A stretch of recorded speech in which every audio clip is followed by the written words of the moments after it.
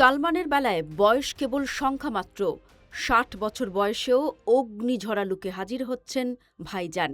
আর তাতেই প্রাক্তনের হৃদয় পুড়ে ছাই হওয়ার অবস্থা। ২০২৭ সালে মুক্তির অপেক্ষায় থাকা নতুন প্রজেক্টের জন্য নিজেকে প্রস্তুত করছেন সালমান খান, যেখানে তার বিপরীতে দেখা যাবে দক্ষিণী লেডি সুপারস্টার নয়নতারাকে। এই সিনেমায় নিজের সর্বোচ্চটা দিতে পূর্ণরূপে ফিরছেন ভাইজান। সম্প্রতি সালমান খান তার সোশ্যাল মিডিয়ায় শার্টবিহীন একটি ছবি শেয়ার করেন। ছবির ক্যাপশনে তিনি লেখেন, একা থাকার দুটি উপায়, নিঃসঙ্গ ও একাকী। একা থাকাটা নিজের ইচ্ছায় হয়, আর নিঃসঙ্গতা তখন তৈরি হয় যখন কেউ তোমার সঙ্গে থাকতে চায় না। সালমানের এই আবেগ ঘন ও হতাশাজনক পোস্ট দেখে চিন্তায় পড়ে যান কোটি ভক্ত।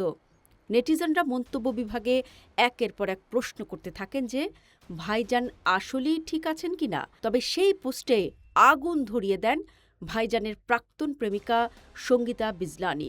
সালমানের পোস্টে তিনি লিখেছেন, উফ, সঙ্গে ৩টি জ্বলন্ত আগুনের ইমোজি জুড়ে দেন তিনি। সালমান খানের পোস্টে সঙ্গীতার মন্তব্য প্রকাশ্যে আসতেই তা নেট দুনিয়ায় ভাইরাল হয়ে যায়। নেটিজনরা বলছেন, তবে কি হৃদয় পুড়ছে সঙ্গীতার? হয়তো তাই। এই বয়সে এসেও ভাইজানের যে জনপ্রিয়তা, তাতে হয়তো আফসোসই হয় সঙ্গীতার।